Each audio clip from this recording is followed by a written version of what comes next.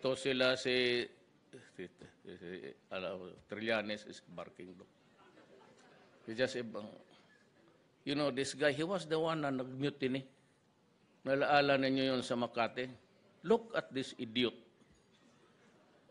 Nagpamutiny, yung palang kaduwagan niya, pagdating ng pulis, nag-surrender. Ang ginawa, ninakaw yung lahat ng mga tuwalya sa peninsula.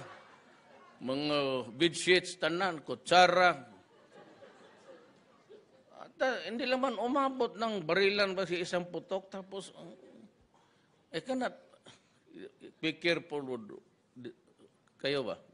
Nakita naman yung behavior medyo pareho kay Dilima. Kapag sabihin niya, political prisoner daw siya, since when? Since when ako nagpakulong ng oposisyon dyan, siya yung may nagpa-video, nakita naman ninyo yun? O, siya yung yan ang pinaka-tragedy natin. It was the Secretary of Justice herself running, trafficking drugs. Kaya sabi, maraming patay. Totoo yan. Hindi ko, I'm not trying to deny that in the war, in Davao, I said, do not destroy my city. We were struggling then because Davao City was in no man's land. At alas 7 pa ng gabi, kung may taga Davao dito, they or he would tell you, alas 7, sarado na doon. So I was struggling against all odds. But I was able to make it develop. Kausap ko mga komunista. Patayan kami sa droga. And it was a very serious problem then, but I never knew the dimension nung hindi ako na-presente buong Pilipinas. Nakita mo, by the thousands, by the hundreds of thousands, nag-surrender doon sa gobyerno. Noon sa Davao, sinabi ko, I will declare war against you. Because if I feel that you are destroying my city, I will kill you. Correct. Pagka you are destroying, you deprive me of my son and my daughter at ang kinabukasan na talagang papatayin kita. Walang problema yan. Pero ang order ko sa police is go out and arrest them. Ubusin ninyo. Pag ayaw magpa-aresto at lumaban, may mga lawyer man dito, and there is a violent resistance, may baril o ano dyan, kutsilyo, o bato, o bat, and if you think that you will die, shoot the idiot. Ialangan. At lahat talaga ng bangag yan. Lahat ng yang nasa droga, bangag yan. Hindi mo malaman, you'd never know the imponderables of the human criminal mind. Anong gagawin niya sunod? Ano that? And for that, nung na-presidente ako, gano'n rin sinabi ko, do not destroy my country. It's the only one that I have. Do not destroy the youth. Yan ang kinabukasan namin. Now, with 4 million addicts, what am I supposed to do? I had to declare war against lahat na. The drug lords and the runners and the pushers. Because I cannot destroy just one, then allow the other side of the story to keep on running. Pag may droga, may drug lords, mayroon talagang runner, maghanap yan. And the demand dito sa market, sige, maghanap tayo ng supply. Hindi mo kasi pag basag na, pag sumakay it's the monkey at your back nga, in your back. Yan ang tawag dyan, basta addiction na, kasi gaganong-ganong ka, parang may unggoy na gaganon sa likod mo. So, may market talaga yan. So, kailangan, I have to destroy or kill the drug lords. And I have to go after, kasi kung ang droga nasa warehouse lang, walang nagpapabili, o di wala. Ang problema, maraming runner, maraming pusher, maraming gumagamit ng kapital nila, kunin lang din doon sa sinong na-contaminate nila, sino yung nahawa nila. So I have to destroy both. Kaya sabihin ng mga pare, ng mga NGO na, mamahirap ito, wala akong magawa. I cannot just enforce against the drug lords and then allow the runners to do their thing. Now, kung pagkalumaban yan, wala na talaga. Ang order ko patayin, pagkalumaban, alang-alang naman, police ko ang titignan ko. I have lost to now, almost 37 soldiers and about 32 policemen. Araw-araw yan, may isang patay na police, isang mga patay sundalo. Drugs. Because sa Mindanao, it's fuel, ang nagpo-fuel ng ano doon, ang pera, ang shabu.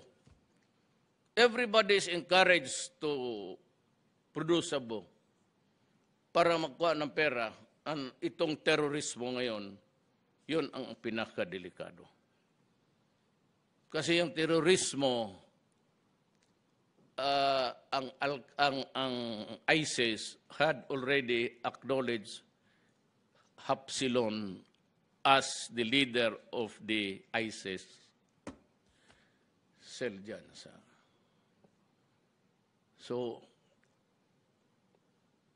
sabi ko sa military, huwag na natin hintayin na magputukan ang mga sakyan, kagaya ng Syria, Libya, Iraq. In the marketplace, paputok dito, paputok doon. Sabi ko, luluhod tayo niyan. Huwag na natin hintayin na mapasubo tayo. Destroy them now. Kaya ang mga shabu laboratories doon, hindi M16, dalawang M60 pati basuka. Kaya kung pulis lang doon, ma-wipe out. Magtawag talaga ng military yan, joint operation yan. And that was why the military is participating dito sa drugs, specifically. Because it is a national security threat now. Pag binitawan ko ito, I would have consigned my country to the dogs and allow the next generation of Filipinos. Walang mamangyari sa bayan natin. Kaya kung sabihin nila makarapat-dapat lang na mamatay, makulong ako o mamatay ako, okay lang. I will rot in jail for you, for the Filipino. May isa talaga sa atin magsakripisyo. Kung ako yan, pasensya. Pero hindi ako nagsabi walang namatay. Marami yan, marami kasi. Pero yung sabi na pinatay na isang pamilya, wag naman. I am going to prison for the right crime. Wag naman yung crime na itapon mo sa akin na lahat na lang ng patay doon akin. Di kung nalaman kong gano'n, nagnegosyo na ako ng punerarya noon pa. Para... totoo yan, sinasabi nila. Marami talagang mamatay. Marami pang mamatay niya, sinabi ko. I will not stop. It will continue until the last drug lord in the Philippines is killed and the pushers out of the streets. When? It will take me until the last day of my term, so be it. If I go to prison for that, so be it. It's my destiny. Maybe God just gave me, I'll make you president, but you are good for 2 years and you will be killed. Fine. Or you are only good for another 6 months, then you get ousted. No, I became a president by destiny. Ang mayor ko lang na sa akin, si Aimee, si Abet, sa anak ni Tet Garcia, Bataan, pati sa isang mayor sa Mindanao. Hindi ko lang masabi yung pangalan kasi bumaliktad dahil sa pag-ibig ng nakaraan namin. Tatlo lang ang, wala akong congressman, wala akong barangay captain, except Davao. wala ang pera. Tayo, Pilipino man kaya. Namang, so, bakit nanalo ako? Because I was carrying the right message. Alam ko gusto ninyo ang bayan ninyo gaganda. Ang export natin, I made the correct decision.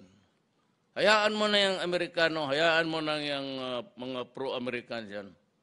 Hayaan mo na yung CIA kung gusto nila akong patayin. Okay lang yan sa'yo, pasabugin nila yung aeroplano ko. Total, marami naman kami.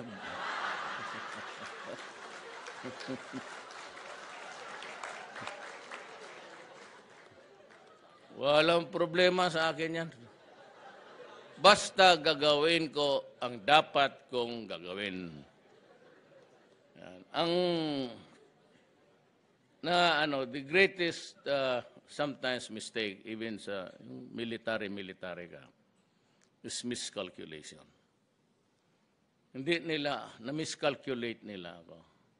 Kaya akala nila siguro, takutin nila ako ng preso, tapos si Obama titindig sa harap dyan na, pakialam mo, litse ka, you can go to hell.